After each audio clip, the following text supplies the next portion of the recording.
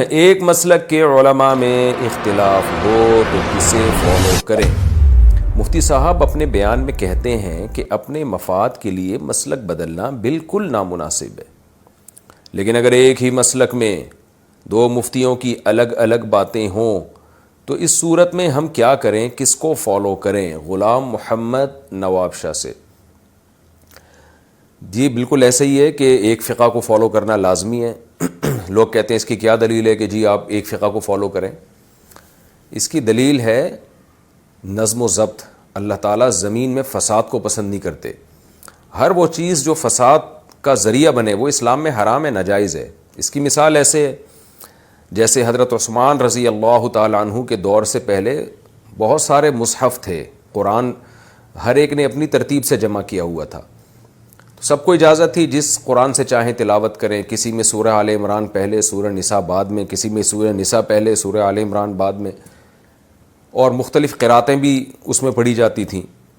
صحابہ کرام نے دیکھا کہ اگر اس کی لوگوں کو اجازت دے دی جائے تو قرآن میں اختلاف پیدا ہونے کا خطرہ ہے، تو حضرت عثمان نے تمام مصحف جتنے بھی کتابی شکل میں قرآن چھپے ہوئے تھے سب کو جلا دیا، اور تمام صحابہ کو حکم دیا ہے جو گورنمنٹ کی سطح پہ جو مصحف تیار ہوا جس کو مصحف عثمانی کہا جاتا ہے کہ سب لوگ اسی کو اب پڑھیں گے، اس کے علاوہ کی اجازت نہیں ہے۔ وجہ کیا تھی کہ فساد پھیل جاتا۔ اب کوئی کہے کہ ہم تو نہیں حضرت عثمان کے مصحف کو مانتے، کیونکہ اس کی کیا دلیل ہے کہ حضرت عثمان کے مصحف پہ عمل کرو، اس کو پڑھو، اس کے علاوہ کوئی اور مصحف نہیں پڑھو؟ تو اس کی دلیل یہ ہے کہ اس سے فساد پھیل رہا ہے معاشرے میں۔ تو اور بہت ساری اس کی مثالیں ملتی ہیں کہ جہاں بھی فساد پھیلنے کا اندیشہ ہوگا۔ اب دیکھیں ایک آدمی نے ایک طلاق دی، طلاق بائن، ایک دفعہ بیوی سے یوں کہا کہ تجھے طلاق بائن ہے یا تو مجھ پر حرام ہے۔ امام شافعی رحمہ اللہ تعالیٰ کی تحقیق کے مطابق یہ ایک طلاق ہوتی ہے، رجعی ہوتی ہے۔ امام ابو حنیفہ کی نظر میں ایک ہوئی ہے لیکن نکاح ٹوٹ گیا۔ اب اگر آپ ایک فقہ کا التزام نہیں کرتے تو کبھی وہاں سے فتویٰ کبھی وہاں سے فتویٰ، دلائل تو دونوں کے پاس ہیں۔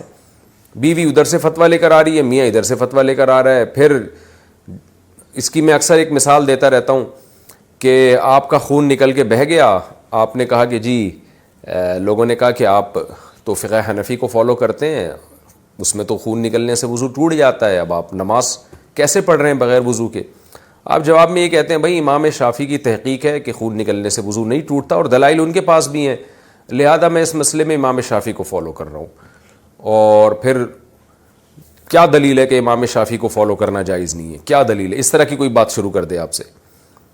پھر جناب کیا ہوا کہ کسی بچی کو آپ نے ہاتھ لگایا، پیار کیا اپنی بچی کو، اب امام شافعی کہتے ہیں عورت کو یا لڑکی کو ہاتھ لگانے سے وضو ٹوٹ جاتا ہے، آپ کہہ رہے ہیں اس مسئلے میں امام ابو حنیفہ کو فالو کر رہا ہوں۔ تو ایک تماشا بن جاتا ہے۔ رائے تو دونوں کی اپنی اپنی جگہ درست ہیں، دلائل دونوں کے پاس ہیں، دونوں کے پاس دلائل ہیں، تبھی تو اختلاف ہوا نا۔ اگر ایک طرف دلیل ہوتی دوسری طرف دلیل نہ ہوتی تو پھر اختلاف کیوں ہوتا؟ ہمارے اہل حدیث حضرات یہاں بڑے آرام سے کہہ دیتے ہیں کہ جس کے پاس دلیل ہوگی ہم اس کو فالو کریں گے۔ تو دلیل دونوں کے پاس ہے، کس دلیل کو ترجیح دینی ہے، کس کو رد کرنا ہے، اس میں دو بڑے بڑے فقہا کا اختلاف ہوا ہے، کیونکہ ہر ایک کے اپنے اصول ہوتے ہیں۔ تو یہ بات کہہ کے جان چھوڑا لینا کہ جس کے پاس دلیل ہوگی اس کو فالو کروں گا، تو آپ نے دوسرے کی دلیل سنو تو پتہ چلے گا دلیل اس کے پاس بھی ہے، اس کی دلیل سنیں گے تو پتہ چلے گا بھائی دلیل اس کے پاس بھی ہے، دلیل دونوں کے پاس ہے، تبھی تو اختلاف ہوا ہے۔ اب اس کے بعد تو آپ کے پاس اس کے علاوہ کوئی آپشن نہیں ہے کہ بھئی دوسرے کو صحیح قرار دو اور ایک کو فالو کرو۔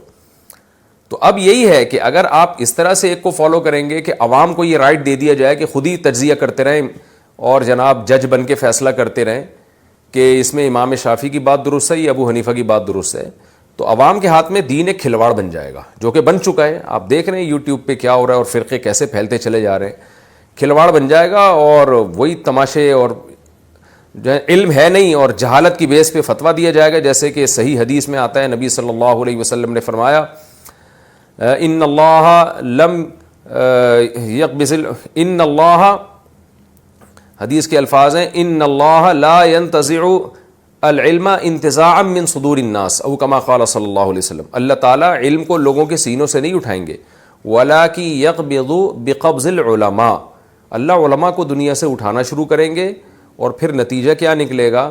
فَإِذَا لَمْ يَبْقَ عَالِمٌ، جب عالم لوگ باقی نہیں رہیں گے، اتخذ الناس جہالا رؤوسا، لوگ جاہلوں کو اپنا مفتی بنا لیں گے، جاہلوں کو فالو کرنا شروع کر دیں گے. وہ جاہل لوگ قرآن حدیث کے نام پہ لوگوں کو بیوقوف بنائیں گے.